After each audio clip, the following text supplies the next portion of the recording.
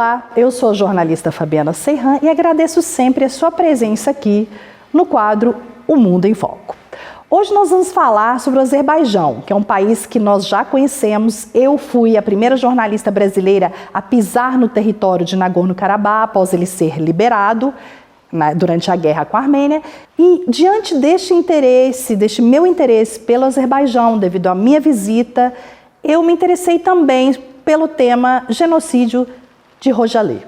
E resolvi também trazer aqui para vocês no programa especialistas sobre o assunto. Eu vou falar hoje, agora remotamente, com um especialista no Azerbaijão e mestre em ciências políticas, João Zimmer Xavier. João, eu agradeço a sua presença aqui com a gente, direto de Brasília. E eu gostaria que você explicasse para a gente o que é o contexto geral desse genocídio de Rojali e o que ele significa para o Azerbaijão e também para o mundo. Então, Fabiana, antes de começar a falar do genocídio de Rojali em si, é importante explicar o contexto do conflito. No início do século XIX, vários assentamentos armênios começaram a aumentar na região, um aumento ainda maior no início do século XX. Durante a Primeira Guerra Mundial e o declínio do Império Otomano. Vários ataques entre as populações armênias e azerbaijanesas aconteceram naquele período. E no início do século XX acontece a União Soviética, ocupa tanto a Armênia como a Azerbaijão e abafa, de certa forma, esses conflitos na região. Então, Stalin e outros líderes soviéticos, eles fizeram divisões territoriais na região que desagradaram ambos os lados e eles optaram por reter o território do Nagorno-Karabakh ao controle do Azerbaijão. Esse território, ele é um território que foi com uma maioria armênia construída durante um período longo, então era uma maioria de certa forma artificial, e quando acaba a União Soviética, essa população armênia ela começa a querer se separar do território do Azerbaijão. E com o apoio de um regimento militar soviético, da ex-União Soviética no caso, começam várias ações. E com isso começa a guerra do Nagorno-Karabakh. É importante lembrar que Rojali, que é a região que acontece esse genocídio, esse massacre, essa atrocidade, era um território de um aeroporto estratégico na região. Tanto que a cidade de Rojali, após a guerra do Nagorno-Karabakh, ela se torna o aeroporto da capital da região ocupada. Então, era uma região estratégica muito importante e, com isso, vários ataques aconteceram em proximidades, até que em fevereiro de 1992, para ser mais exato, entre os dias 25 e 26, apesar de alegações armênias de um corredor de evacuação para os civis, isso não ocorre e um massacre que o Azerbaijão requer que seja considerado um genocídio, um massacre de características genocidas ocorre na vila de Rojali, matando 613 pessoas e capturando milhares e com alguns desaparecidos até hoje.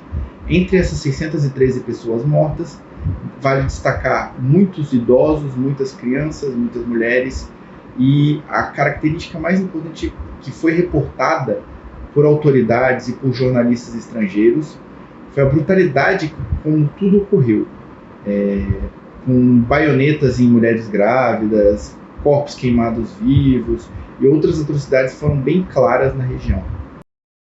João, eu gostaria que você falasse para a gente também sobre o reconhecimento de Rojali como genocídio e qual a importância deste fato e deste reconhecimento.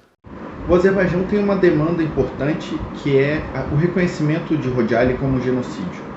E evidências são bem claras quanto ao fato que o genocídio ele tem uma característica de um extermínio de um grupo étnico.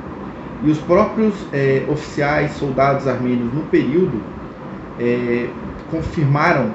mostram que era a intenção exterminar a população do Azerbaijão na região. Incluindo uma frase do militar no período, que era o Serge Sargsyan, que depois se tornou presidente da Armênia, e ele fez uma frase muito importante que deve ser ressaltada. Antes de Rojali, os azerbaijanos pensavam que estavam brincando conosco. Pensavam que os armênios eram pessoas que não poderiam levantar a mão com a população civil. Conseguimos quebrar esse estereótipo. E foi o que aconteceu. Então, é muito importante lembrar que a população foi exterminada de uma forma cruel, com requintes de genocídio, e essa é a demanda do Azerbaijão. Além disso, o número de pessoas não caracteriza o genocídio, e sim a intenção. Porque a gente pode ter uma visão de genocídios de milhões de pessoas, de milhares de pessoas, mas o primeiro crime de genocídio reconhecido no Brasil, que foi um genocídio de garimpeiros contra uma população Yanomami em Roraima, foram 16 mortos. Então não é o número que torna uma ação genocida. João, muito obrigada pela sua resposta. Eu gostaria de saber também o que você pensa sobre essa iniciativa de Justice for Rojali, que significa em português Justiça para Rojali. A campanha Justiça para Rojali começa em 2008 e eu começo a participar em 2013. Essa campanha tem um grande foco de divulgar o que aconteceu em 1992, para que isso não ocorra novamente. Por isso é tão importante que a gente mostre isso para a comunidade brasileira e para a comunidade internacional. Com isso a gente fez várias palestras, eu capitaneei algumas palestras aqui no Brasil sobre o conflito, sobre o genocídio em si, e como a gente pode impedir que novos massacres e genocídios dessa forma aconteçam. E a campanha Justiça para Rojali, ela, além dessas palestras, exposições e vídeos, ela agora está se modernizando. E agora temos um grande projeto, que é o Instagram da C20, que seria mostrando os dias antes do genocídio, se existissem as redes sociais na época. Então, uma menina que começa a falar da vida, e isso tenta humanizar as vítimas, mostrar que elas não apenas são números em estatísticas. Isso é muito importante que seja divulgado aqui no Brasil e que outras ações que estão fazendo sejam divulgadas. Isso é muito importante para proteger a sociedade de crimes como esse. João, você poderia falar para a gente qual a relação que você acha que o Brasil pode ter com este assunto e quais as suas considerações finais sobre este fato, por gentileza? Nós, brasileiros, temos duas importantes missões no combate a futuros genocídios. A primeira é de se informar, entender a dinâmica de genocídios anteriores e evitar o uso dessa palavra fora de contexto. Além disso, aprender características de genocídios anteriores e como eles ocorrem. Essa é uma missão da campanha Justiça para Rojali e uma missão minha também. A segunda é a de promover o respeito e o combate ao preconceito, seja de outras culturas, etnias, religiões. O multiculturalismo, que é uma característica comum ao Brasil e ao Azerbaijão, é uma dessas formas. E essa é uma missão não só minha, não só da campanha, mas de todos nós. João, obrigada aí pelas respostas. É importante falar com uma pessoa técnica e acadêmica como você e trazer para a nossa audiência essas respostas aí sobre Rojali. Muito obrigada.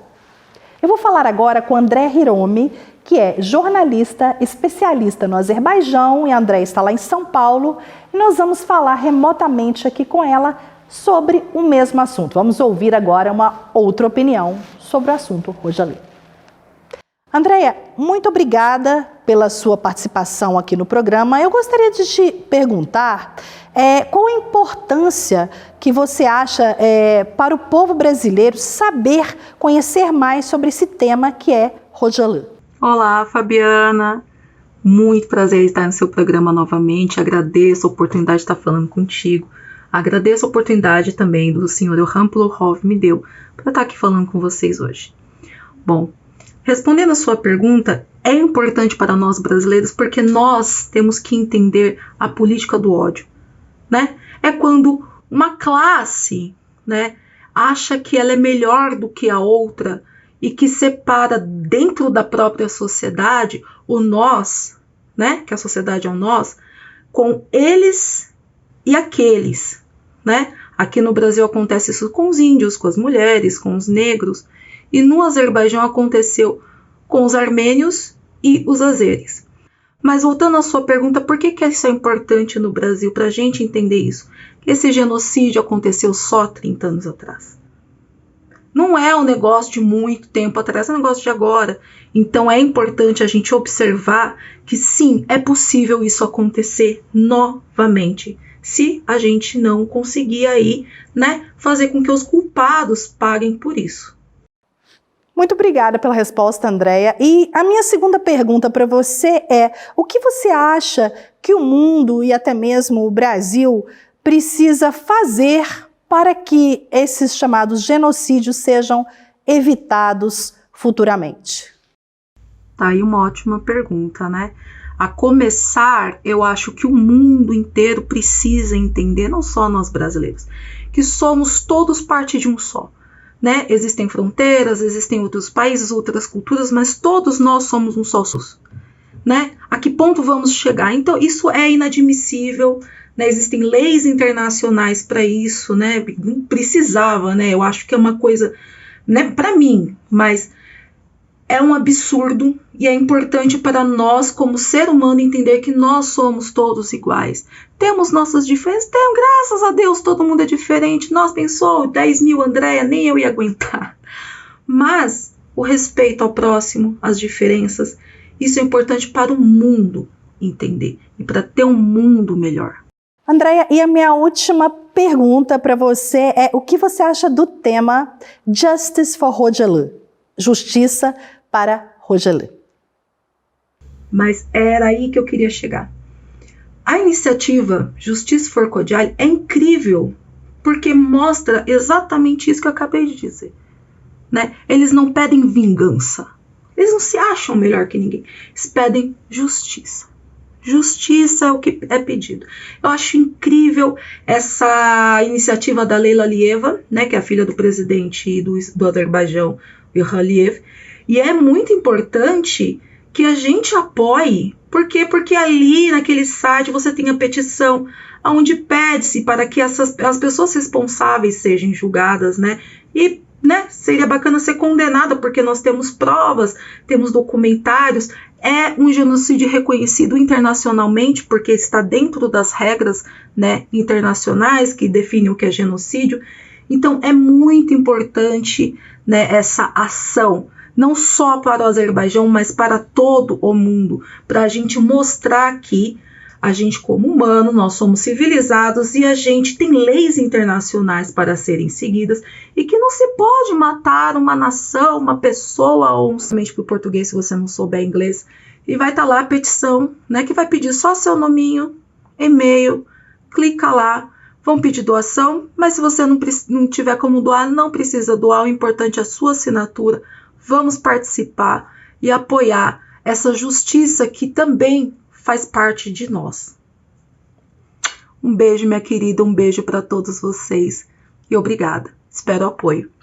Andréia, agradeço a sua participação mais uma vez aqui e parabéns aí pelos conhecimentos, por trazer essas informações importantes aqui para a nossa audiência. Espero encontrá-la novamente. Muito obrigada.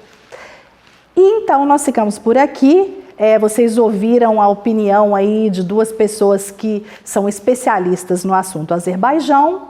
Espero que muitas questões tenham sido bem explicadas para vocês e eu agradeço mais uma vez a presença. Espero encontrá-los novamente no próximo programa e desejo paz aos países, tanto ao Azerbaijão quanto à Armênia. Esse genocídio, essa questão de Khojaly está fazendo agora um aniversário de 30 anos e a gente espera que essas questões sejam resolvidas com a paz e que o mundo não passe por mais situações como essa. Muito obrigada.